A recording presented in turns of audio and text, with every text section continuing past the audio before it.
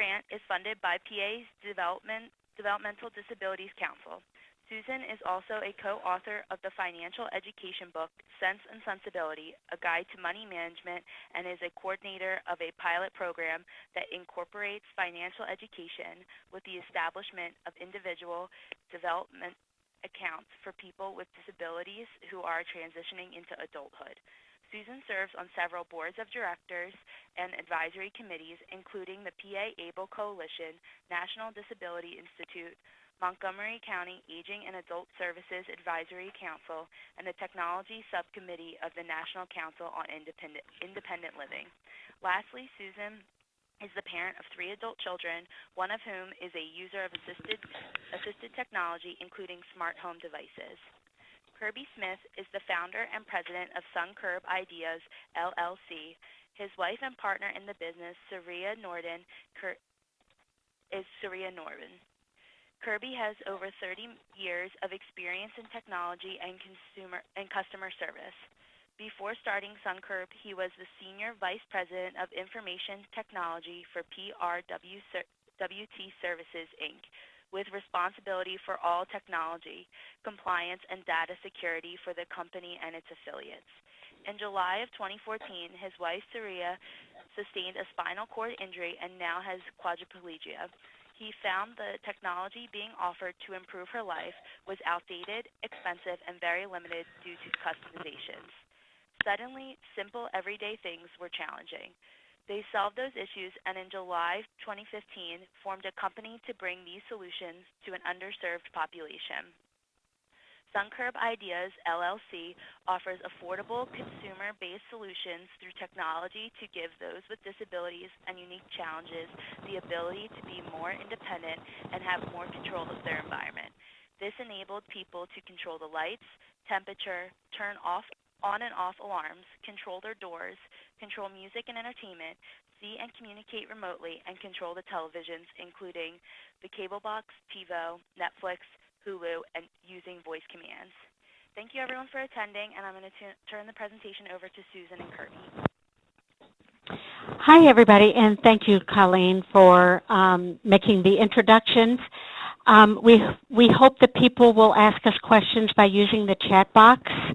I am getting a few comments, Colleen, saying they cannot hear us.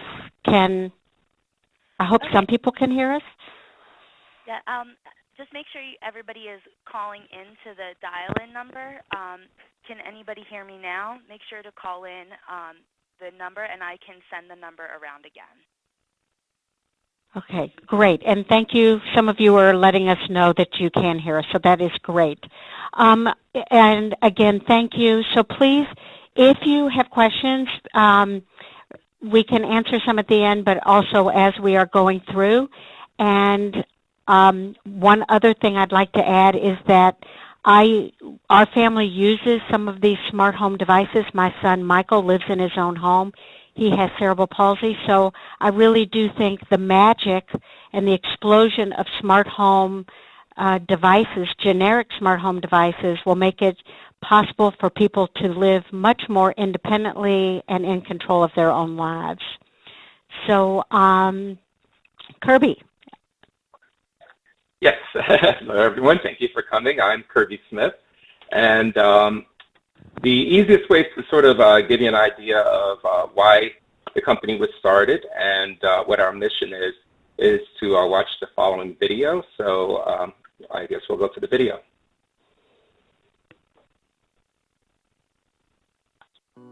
Surya Norden and Kirby Smith had been together for 12 years when an accident put their lives on a new, unexpected course. While on vacation in Jamaica, Surya went on a water slide. The person behind me came down too soon, hit his whole back on my back, which caused him to whiplash, and his forehead hit my C6 and 7 vertebrae, which caused paralysis from chest down. Surya spent 2 months at McGee Rehabilitation Hospital in Philadelphia, recovering and working with therapists to regain some upper body mobility. The couple also decided it was time to get married, recommitting themselves to each other and their new life. So we said, you know what, and I talked to people at the McGee Hospital, and they said they would love to have a wedding there, because I think it would be wonderful for not just for us, for them, for even the patients there, because it'd be a celebration. In preparation for their future together, Kirby began making renovations at home to make things more accessible for Saria. This used to be, the kitchen used to actually come up out to here. That's the bathroom. Everything is ADA approved. Saria uses a variety of tools to help her through the day and work from home. She uses voice-activated software to turn the lights and the television on and off. She types emails this way too. New mail, and I can just start writing. Since she can't move her fingers, she has special instruments to use her computer. I try to put my dowel in my palm, like this, one at a time. Dragon, which is a voice-activated software that I use on my system. Life after the accident also spurred Kirby to move on from his full-time job and start a company that specializes in adapting consumer technology products to create smart homes for others. It gives me the flexibility. I can literally just plan my day and say, okay, I'll do my work at night and go with her during the day. Nearly every part of their lives has been affected and modified, and while there are huge physical challenges and frustrations in not being able to do everything they once did, they say they have grown closer together. And with that, I'll turn it over to Susan. And I was getting some messages that the video was difficult to see or to hear. And we have only one other video, but we will, if it's difficult, we'll skip it. Wanted to mention that we have 3 quick learning objectives for this webinar. One is that everyone will have a better understanding of what we mean by generic assistive smart home technology, which falls under the rubric of assistive technology, and that's particularly important if you're looking at funding resources. Secondly, everyone will have a better idea of how smart home devices can be integrated into a person's home, and that will enhance independence, safety, and the quality of life. And lastly, we anticipate that everyone will have a better understanding of possible funding resources for the acquisition of these devices. Again, how unfair it would be to learn about the magic and not be able to purchase them.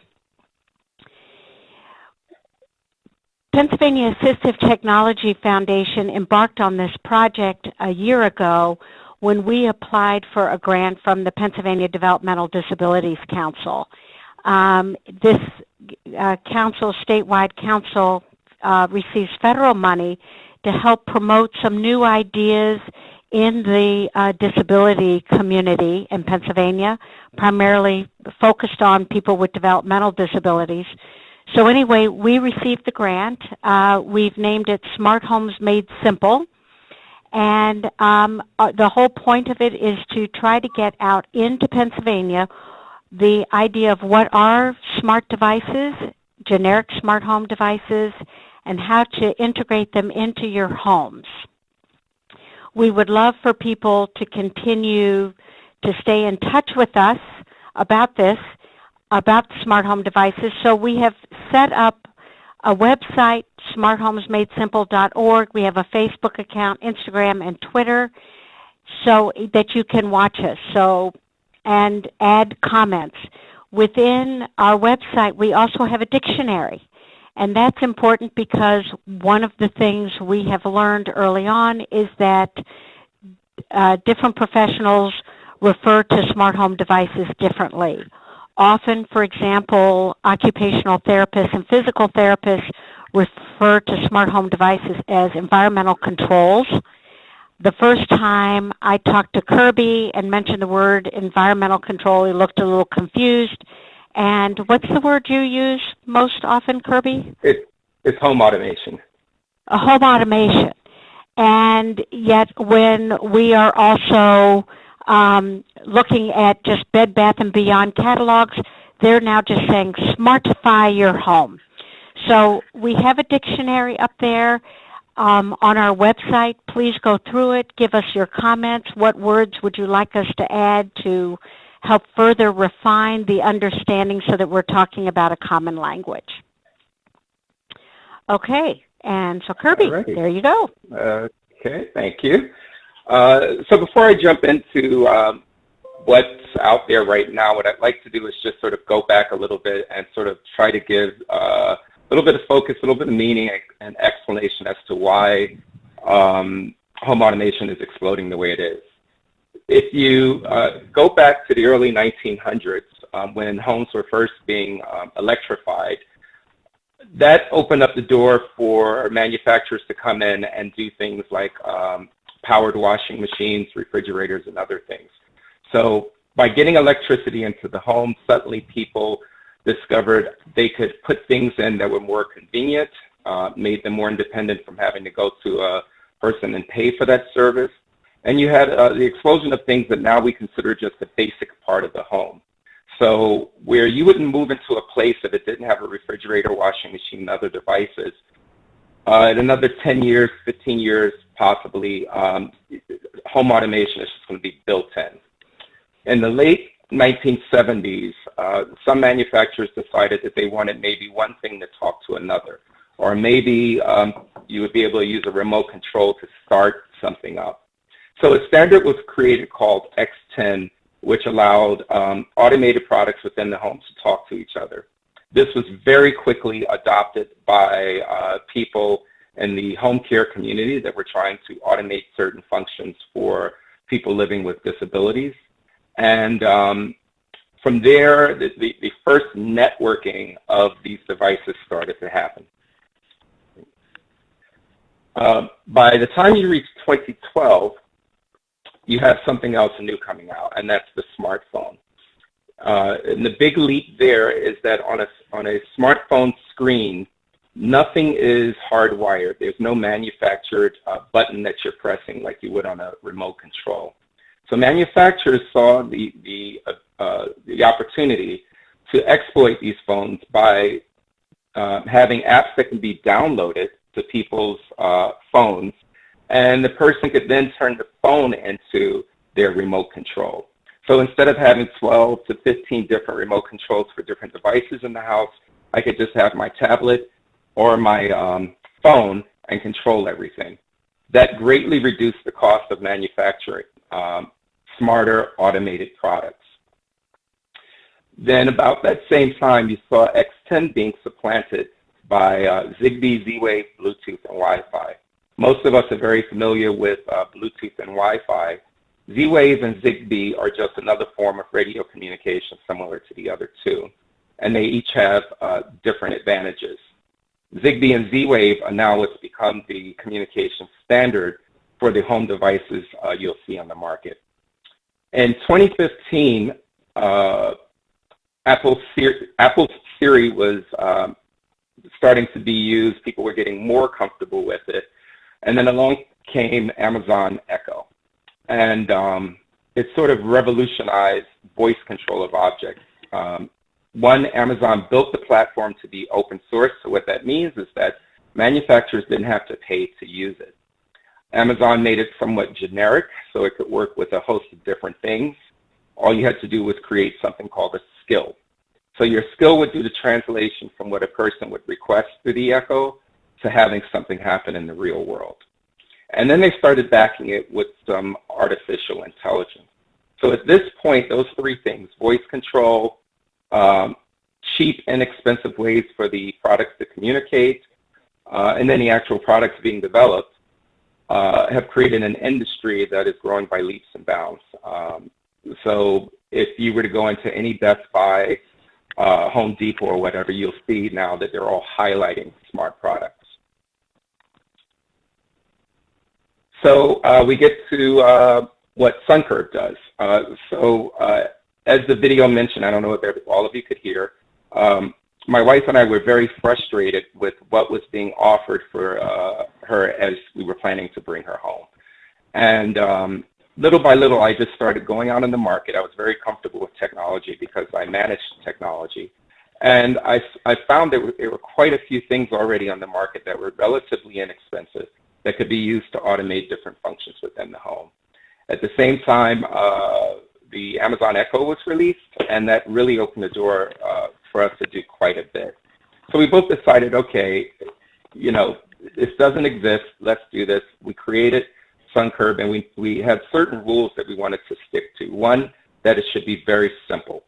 A lot of the customized devices that we saw or were presented to us, it was very difficult to set them up, very difficult to use them. We wanted to make sure we focused on products that everyone uses. So we never use the term adaptive tech with these products. They're not adapted. They're being used the way they're meant to be used. It's just that they open up the world for people living with a disability. We wanted all of the products to be off the shelf. So what this means is that a person could be supported by Google. They could be supported by Microsoft. Large companies that have help desks, that have websites that are accessible, and just easy to reach and install. And finally, all of these products should be simple to support. In the perfect world, you turn it on and you forget about it, and it just becomes something natural, like flicking a light switch. So all of the products we use are based around the Amazon Echo. They will also function with the Google system. The difference is that because Amazon started early, they support more products than Google does, and they also have more skills. All of the products can also be controlled through smartphones and tablets. So for someone who does not have the use of their hands, they can use the Echoes. If someone is able to use their hands but just wants the extra convenience, they can use their smartphones and tablets. The Ring and Nest are great examples of things where they integrate really well. So for instance, the Ring is a smart doorbell. It integrates really well with the Echo Show, and there's an example of that on the screen on the left, wherein I can just say to my Alexa, show the doorbell, and I see a picture of who's ringing the doorbell and can hear them. The devices also allow one to intercom easily. So I've been to many families' homes where they were putting $2,000, $3,000 systems in to intercom with each other. You can go out, you can get either a dot, which costs 30 to 40 bucks, or a show, which is about 220 bucks, and suddenly people can intercom. So for many of my installs, they'll have me set up an extra couple of shows, and then they'll take the shows to the office so that they can stay in touch with the family member who's at home. The devices also act like virtual assistants. So everything from waking you up in the morning to managing your schedule to taking care of your to-dos can all be controlled with your voice. And if you use the Echo Show, you can actually see the list on the screen and edit it just by using your voice. And finally, one of the things that I find most of my clients love the most is that it provides entertainment.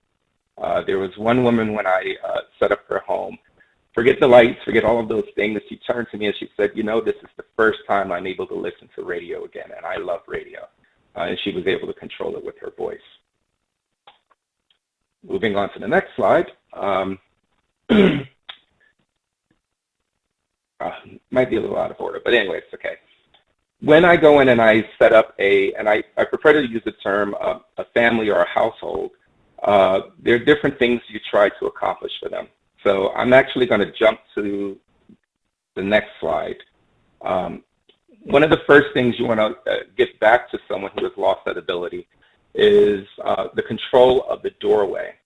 So if we start in the upper left, some families will have me install cameras around the home or outside of the home. And that, once again, allows them to see who's approaching, because the camera will alert you if it sees a person moving. It lets you see what the weather is like outside. It lets you see whose car is parked out there. So where different ones of us may go to the window and peek out, that serves that function for them. We all know what automatic door openers are. I found a company in California. They're called Open Sesame. I really like their door openers because they're designed specifically for people in wheelchairs. Some door openers are designed to work in commercial settings, so they will literally keep slamming until they can get the door closed. And in one installation I was doing that had an existing door opener, it took 3 crates of soda and my tool bag to keep the door open just so I could work on the doorknob. That's how hard these doors try to close in on you. For people that require caregivers, it can be challenging to let the caregivers in, especially if they're being provided by an agency and you don't want to give your keys out. So by installing smart locks, what happens is you can give a temporary code out to people to use. So it might be for a week, it might be for a month, but when you no longer want to give that person access, you can turn that code off. The smart locks also will alert you as to who's coming through the door. So if we use my home as an example, there was one time where we had an agency and they contacted us and said at the last minute they had to make a substitution. I programmed the code in. When the person punched that code in, it lit the way to my wife's bedroom. It brought up my wife's lights so she knew the person was there. It alerted me that the person had opened the door so that I could check in. And that sort of gives you the concept of a smart home, and that the house took certain steps based on the person who punched in their code on the door. Then within the home, in the actual living space, one of the primary controls people want is the lights, being able to turn the lights on and off, and being able to control the temperature in the room. So there are 2 types of devices I'll use for lights. The least expensive and simplest to install is a smart light bulb. I have listed here a particular type of bulb. It runs about $30, but there's a company called Singlet, which I've started using quite a bit. It doesn't allow you to change the color of the light, but allows you to turn the light on and off and dim it. And those bulbs, if you buy them in a pack of 4, cost $8 a piece. So you can literally do a living room for under $150 to set up for someone if they wanted to control it. The issue with the smart light bulbs is that it has to have power, even though it's going to turn itself off and on. If someone comes and switches that light bulb off, the bulb is dead. It's not hurt in any way. Turning it back on reactivates it. But if you are someone who is in a bed and you can't get up, and someone turned off your voice-controlled lamp, you now can no longer control the lamp. So the alternative is to put in a smart switch in the wall for overhead light. So with the smart switch, a person can go up, click the switch on and off. It doesn't change the state of the switch, and that if I tell Alexa to turn off the light, it's still going to turn off or on. Thermostat, you have a variety of different smart thermostats. Oops, in my house, all of my Alexas are listening. One second. The thermostats work by allowing you to ask what's the temperature inside. You can ask what is the temperature set to, and then you can actually set the temperature. One of the Alexa skills I really like is you don't have to actually know the exact temperature. You can say turn it up or turn it down, and it will turn the temperature up or down by 2 degrees. Another advantage to smart thermostats is that they learn your habits. So they may see that, okay, your morning routine starts at 6. You like to have it set to 74 degrees. But then by 10 o'clock, you like to set it back down to 72. These thermostats will learn that and automatically start making those changes. Finally, for television, it can be very challenging because there's so many different types of TVs and systems out there. Up until now, I was using Xbox Ones because they're fully manageable in that you don't have to push a button. You don't have to pick up a remote and talk to it. It's always listening. And not only would it control the television, it would control the cable box. We happen to have TiVos, so those are smart DVRs. It even controls that. And it would allow the person watching the TV to start up Netflix or different other types of services. Unfortunately, Microsoft has discontinued making the sensor that allowed it to hear all of this and see what it had to see.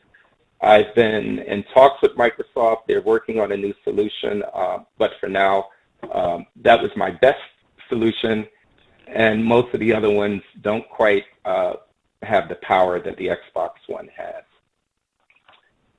Moving on, I'm going to go back to the slide we first started with. The other most important thing within the house is, what do you do if there's an emergency? How do you reach out to people? So if we start with smartphones, the first thing I'll do is teach people, how do you use your smartphone? A lot of people are not aware of how they can effectively use Siri or other voice-based systems they already own.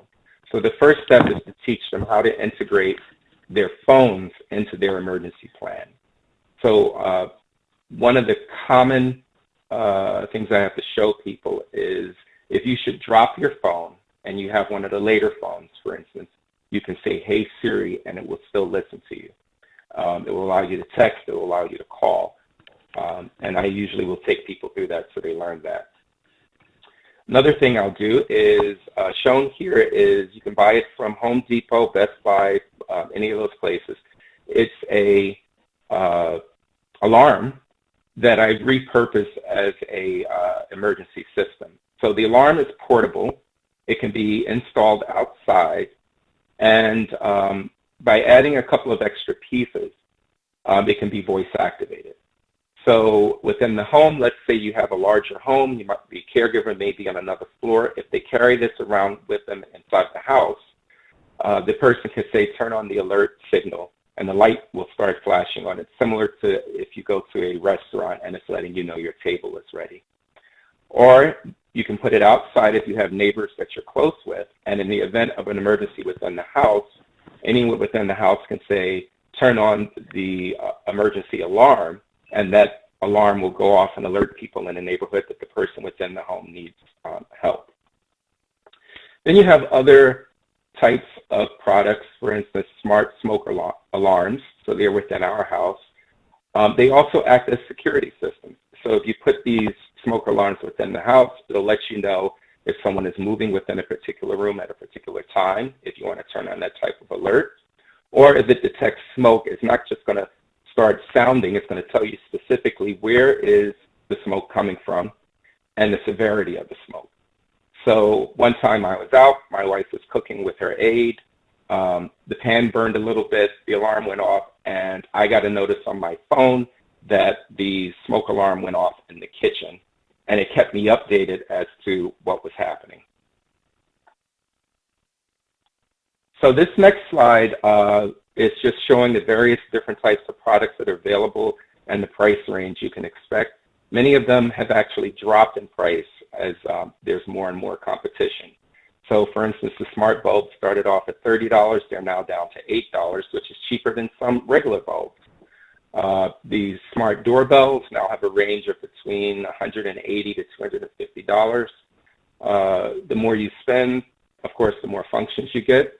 And when it comes to Amazon Echoes, they now have about 7 or 8 different types of Echoes depending on your needs.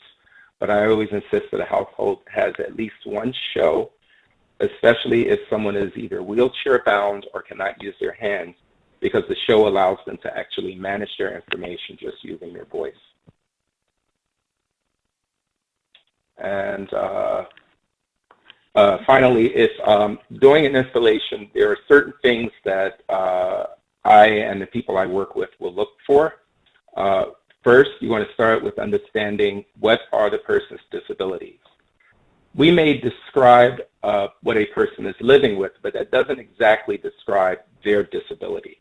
Some people do have a little bit of motion in their hands, even though they're living with quadriplegia. Some people have none, but have other means of manipulating it. So that goes to the other way. What are the abilities of the person? So for one install I did, the gentleman was in a wheelchair. However, he could fully use his hands, but he had never used a smartphone in his life.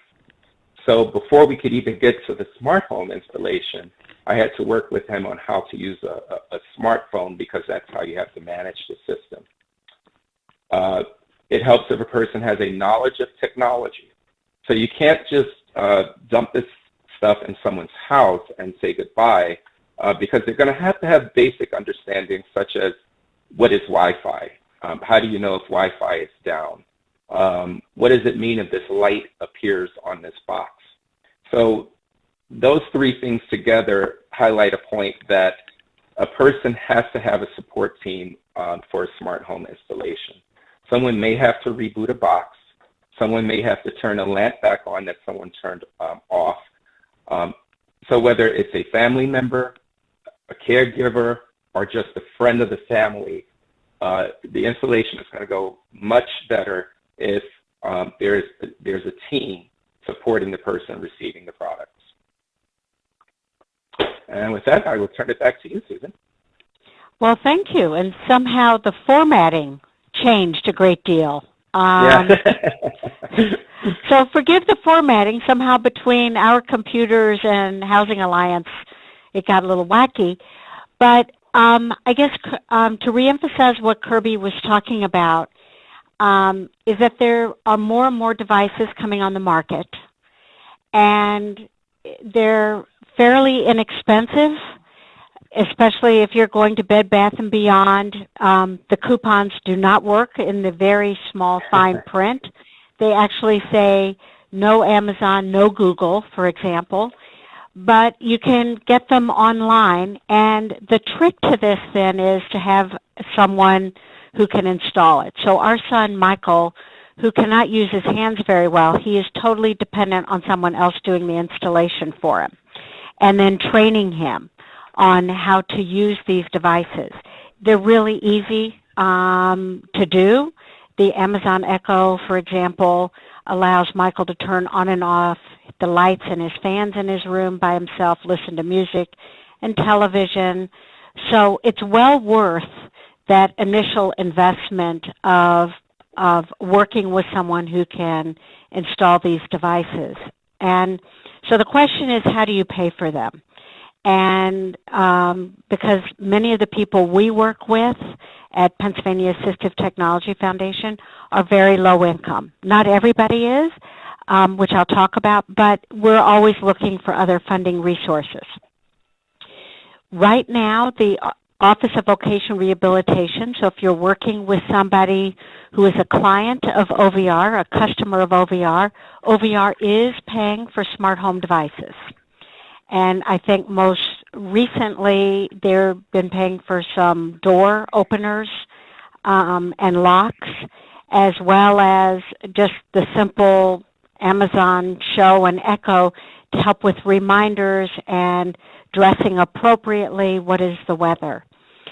The home and community-based waiver programs, which again, if you're separating housing from services, the waivers are those government-funded programs. It's a mixture of federal and state funding to help people with disabilities, including seniors, live in their own home and not in institutional care. So the waivers have included smart home devices as an eligible service. They're under both assistive technology and their new term is electronic systems. So they are currently in all of the waivers within the Office of Long-Term Living, which would be Independence, OBRA, ComCare, and Aging. They are also within the waivers in the Office of Developmental Programs, Community, Person, Family, Directed Waiver, and Consolidated. They are also included as an eligible service in the new kind of pushed with Medicaid managed care community health choices. So there are a few complications about to occur and beginning to occur that where you get them must be a Medicaid provider, but exceptions are being made. So one of the managed care organizations that Tracy Beck, my colleague at PATF, and I heard last week was that some of the managed care organizations will buy the smart home device, and then the service coordinator will be able to pick them up and deliver them to the waiver participant.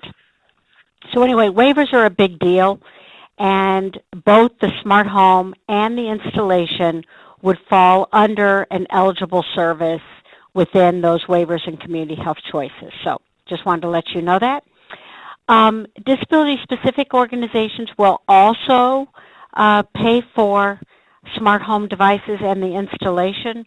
Achieva is a family trust, and in their residual monies 4 times a year, for example, they will entertain grant applications, and there's a process that we can help you with. You can go on Achieva's website and their application, and their rules are clearly laid out. And then again, there is us, the Pennsylvania Assistive Technology Foundation. So very quickly, who are we? I think Colleen did a very nice description about us at the very beginning, that we're a statewide program. We are concerned about helping people with disabilities and older Pennsylvanians access the assistive technology they need. Generic smart home technology falls under the rubric of assistive technology. So I hope people will feel free to contact us if they have a question about funding resources. We do a lot of information and assistance. We have a financial education curriculum. You can find it on our website or look directly at studymoney.us. And then we have 2 loan programs. And our first is our mini loan program, $100 to $1,500 at 0%. And so you can buy a lot of this smart home technology within a mini loan program. There are no fees. For some of the larger installs that Kirby does, and I think, Kirby, can't you pretty much outfit a home for about $3,000? If it's going to be the entire home, it's going to run about $6,000. If it's the main 2 rooms that a person spends their time in, then it's about $3,000. A little over $3,000. So significantly less than just what one environmental control cost 2 years ago. But anyway, if someone is interested in that, we have a low-interest loan program, $1,500 to $60,000. Again, no fees at a flat 3.75%. We help people throughout Pennsylvania, people of all ages, all income levels, and all disabilities and health condition.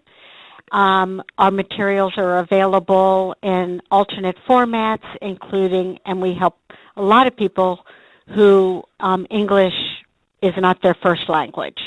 And again, forgive these slides. It looks like there was a problem sending in the translation. I wanted to give an example of our mini loan program.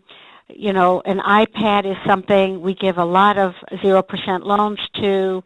You also see pictures on this slide of a portable ramp, hand controls, and then on the right-hand side is the ring.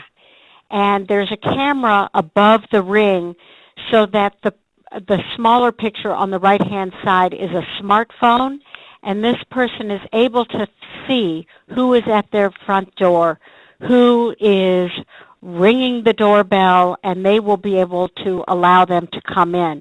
So it's a really nice little package of being able to ring the doorbell. The person with the disability, if they cannot get to the phone themselves and they're a wheelchair user, can see on their smartphone who is at the door, and they can elect to open the door or not.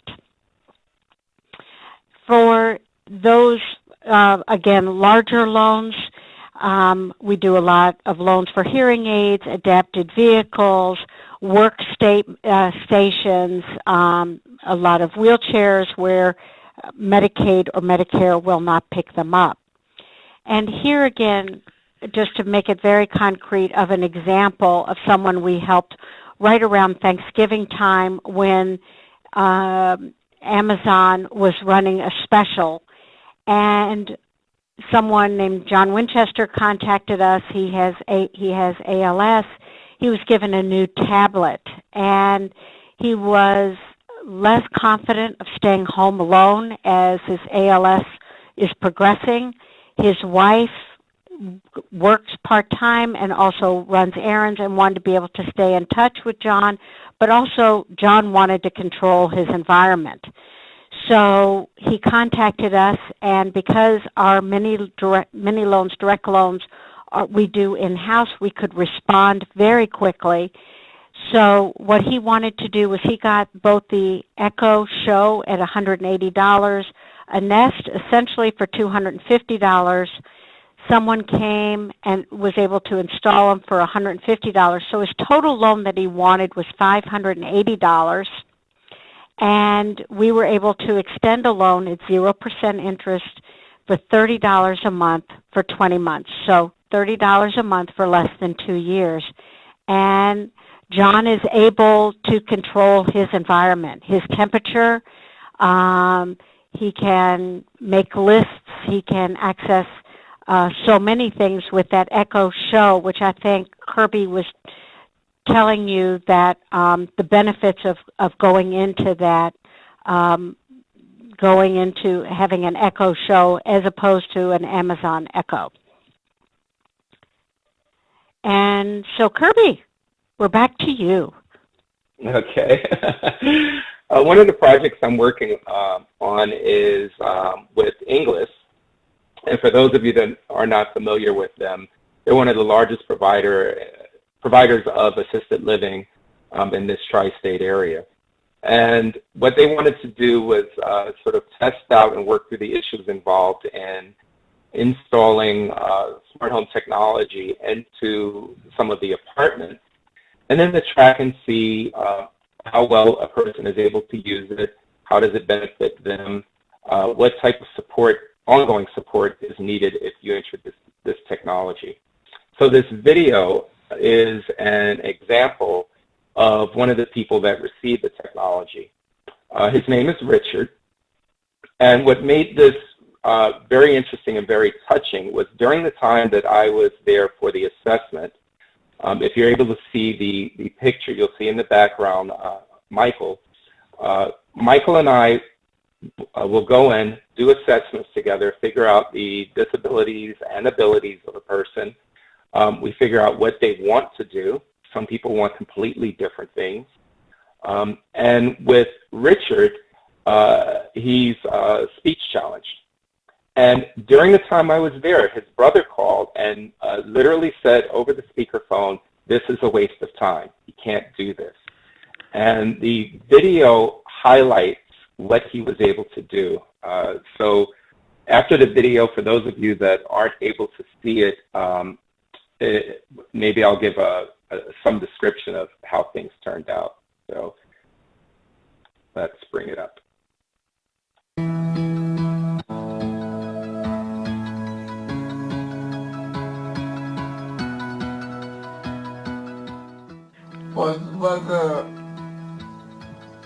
Currently, in Philadelphia, it's 64 degrees with cloudy skies.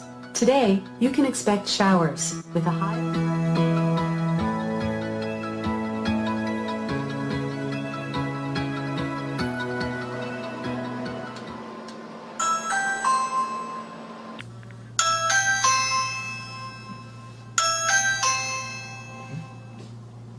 Hello? Hey, what's up? Yeah? What's up? I'm here for our appointment. Can you let me in? Yep.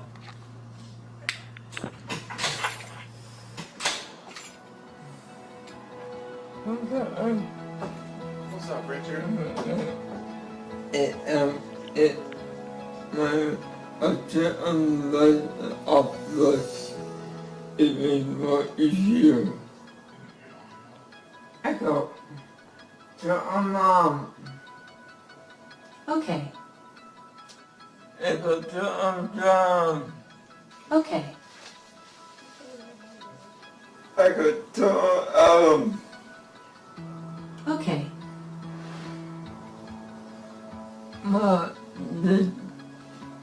I like the at night, and then it's just okay.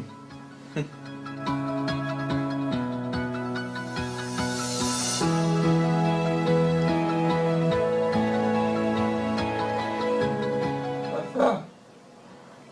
Echo. Tell me a joke. Why is feedback a gift? You can always return it.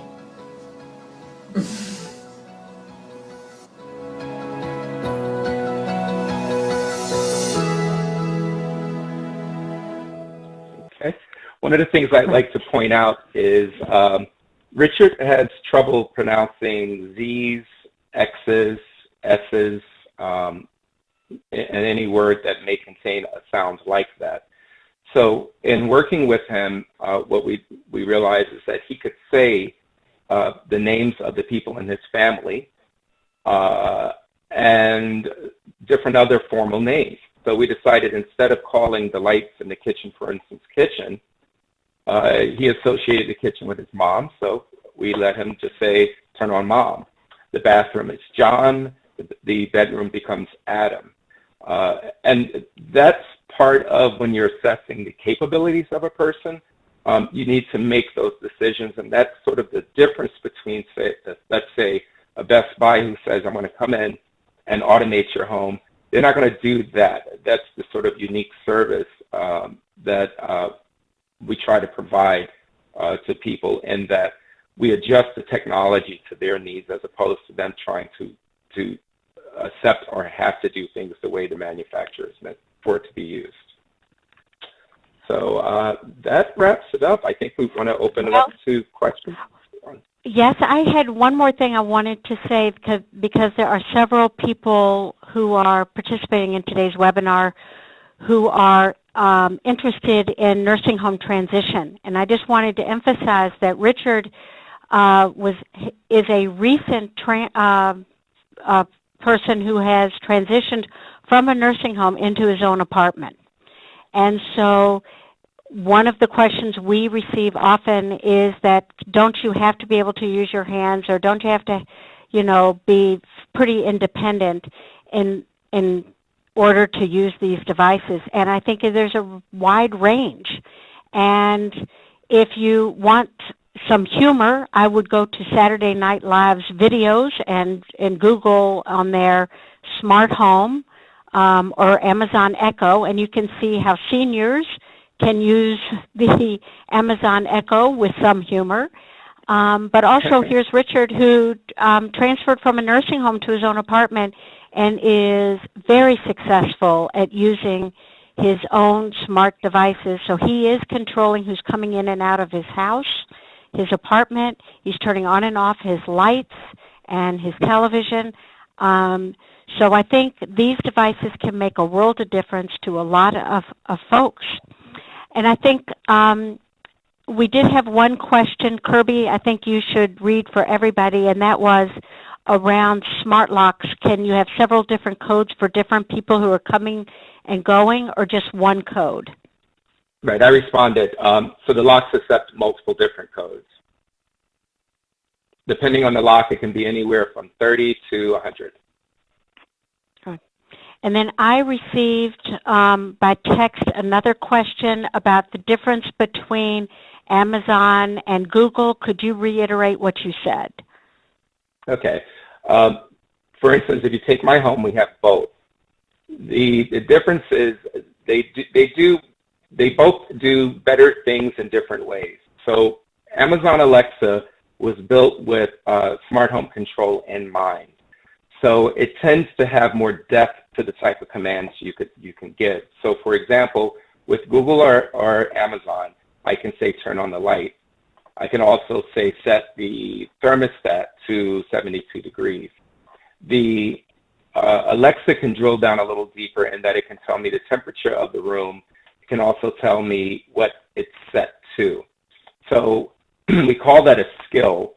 And I think at last check, Google was around 300,000. Alexa has surpassed that in the millions in terms of the number of skills they're supporting at this point.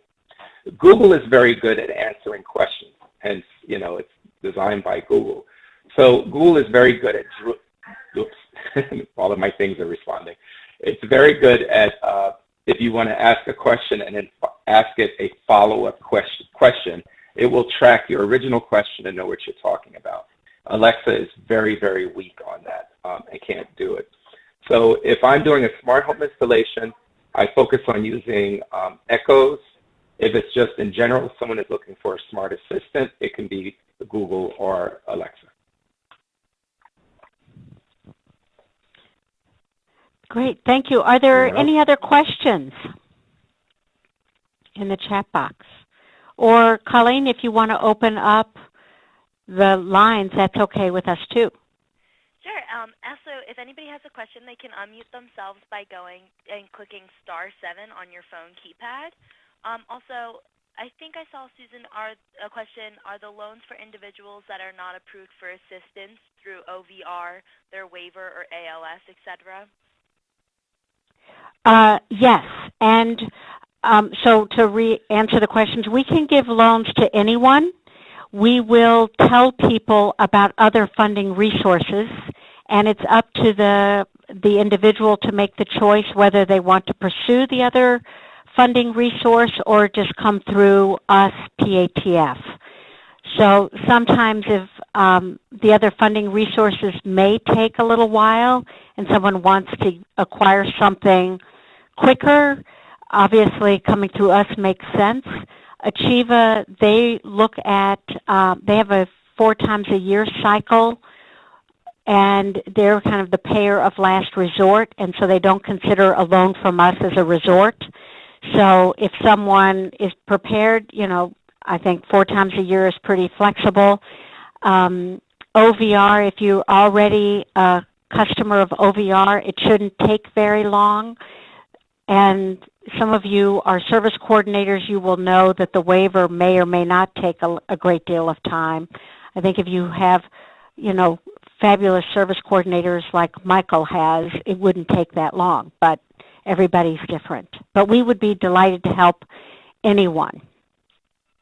Susan, there's 2 follow-up questions people asked, if you look on the Okay. How long is your application process?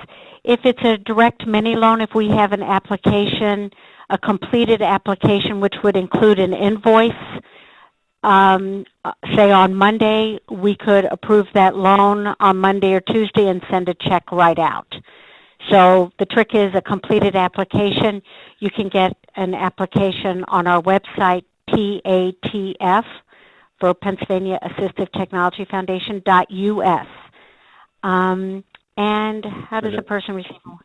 Oh, a good question is, how does a person who is receiving waiver services know if they can qualify for smart home resources? As with all waiver services, if you're enrolled in a waiver, all of those services are open to you. However, you have to identify the need and provide the justification. So if you, an easy one is if, say, for example, we've worked with someone who has autism and they're in the OBRA waiver and they are nonverbal and they need some reminders around taking medicine or help assistance with cooking and recipes. The need is you need a reminder, you provide the justification as to why an Amazon show would be appropriate, and that's what the service coordinator would put in for the state. So the most important thing is within the waiver is making sure that smart home devices are eligible services, and they are under electronic devices. And the next step is making that connect to the waiver participant. So what is the waiver participant's need, and provide the justification. And I hope that is helpful. How often can an individual apply for a loan? We will give an individual can get as many loans out as they would like. However, they must finish paying for one loan before they can get another one. We have quite a few repeat borrowers. We have one person who right now is on their 7th loan with us. They kind of have a list of all the AT they want, and as soon as they pay off one, they come back for another. And by the way, we're helping people build credit at the same time, and having thin credit is really, and good credit is important, both in terms of independent living and also getting a job. Employers are looking for applicants to have credit. So we'd be happy to help you. And there's one more question about privacy. What about the compromise of your data? Compromise. Privacy, what about the compromise of your data? I'm not quite understanding the question. I think, Kirby, there have I'll been make an assumption. Yeah. Kirby, there have been some things on Facebook saying that, you know, if you use some of these devices, other people can kind of hack in. Oh, I got you. Okay. Here's the issue for people, and I'm going to use baby monitors as a great example of it. When you buy the baby monitors, it comes with default listings for password and the account itself. The same with Wi-Fi controllers. So for instance, most Wi-Fi routers, if you buy one, it's going to come with the admin as the user and password as the password. They do this to make it simple to set it up, but they'll include even cards when you go to install it that say, please change this. When you hear about people's technology being taken over like that, it's because they did not change the default passwords. So when I set up users, I always make sure on the security side that it is set up completely separate from anything they have existing.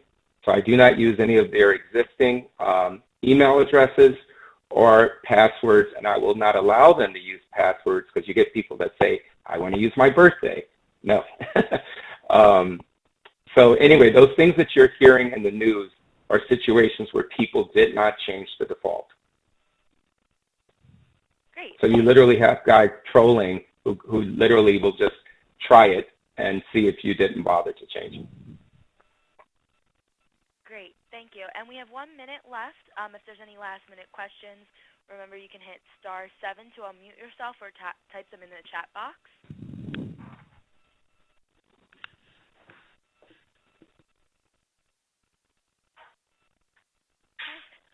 Well, since there's no more questions, I want to thank Susan and Kirby today for presenting and providing us with this information and everybody for attending. One final reminder is that the Housing Alliance's Homes Within Reach conference is October, the end of October this year, and our current request for proposals for workshops is out and due on April 2nd.